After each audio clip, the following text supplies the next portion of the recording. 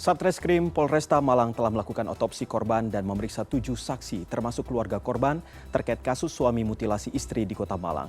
Ternyata penyebabnya diduga karena cemburu buta. Dan kami akan berbincang dengan Kasat Reskrim Polresta Malang, Kompol Danang Yudanto. Halo, selamat sore Pak Danang. Selamat sore, Mas Iqbal. Pak Danang, mohon klarifikasinya terkait dengan informasi yang kami dapatkan dan juga sebenarnya sudah Bapak sampaikan terkait dengan motif di balik ini semua adalah terkait dengan kecemburuan begitu, cemburu buta. Apakah ini memang hanya cemburu buta ataukah ada motif lain ya?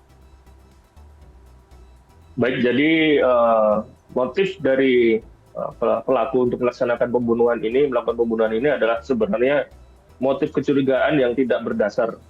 Karena yang bersangkutan ini merasa cemburu ataupun ada tuduhan ketika mulai tanggal 5 Juli 2023 ini korban meninggalkan rumah.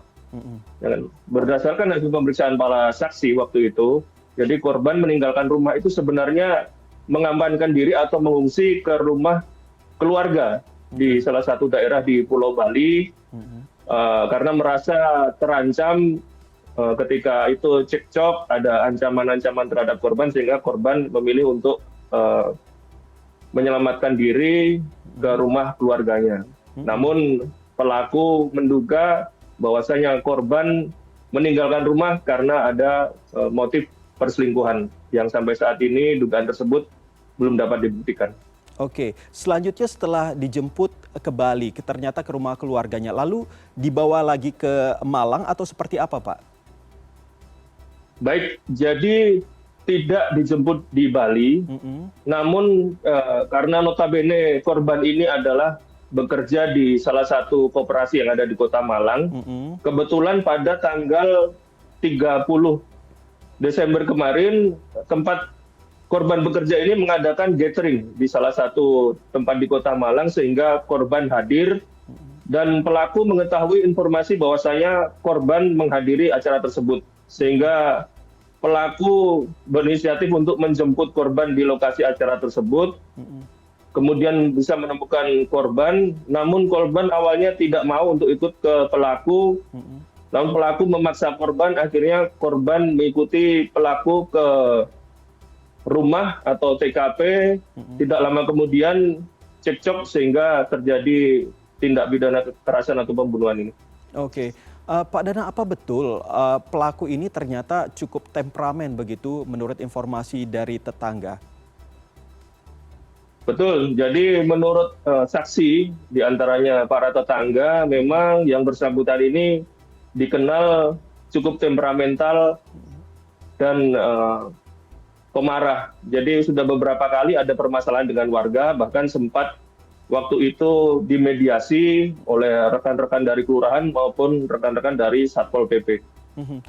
Dan informasinya bahwa pelaku ini menyerahkan diri, apa betul itu dan seperti apa waktu kejadian itu kan katanya sempat setelah membunuh dia melakukan memotong-motong bagian tubuh istrinya. Lalu apakah itu memang dikumpulkan atau memang seperti kejadian-kejadian yang seperti kita ketahui bersama bahwa kadang untuk menghilangkan jejak itu dipisah-pisah atau seperti apa, Pak? Baik, jadi dugaan awal berdasarkan hasil penyidikan, rencana awal untuk pelaku ingin menghilangkan jasad korban. Namun pelaku merasa kebingungan, akhirnya memberitahukan kepada salah satu saksi tetangga pelaku, inisial E, untuk membantu mengangkat barang. Namun ketika itu tidak dijelaskan barang apa yang dibantu untuk diangkat. Ketika saksi E tersebut datang ke TKP, ternyata ditunjukkan oleh pelaku bahwasanya yang diangkat adalah jasad ataupun jenazah dari korban yang sudah terpotong-potong. Akhirnya saksi tersebut lari dan melaporkan kejadian tersebut. Tidak lama kemudian pelaku menyerahkan diri ke Polsek Belimbing. Demikian.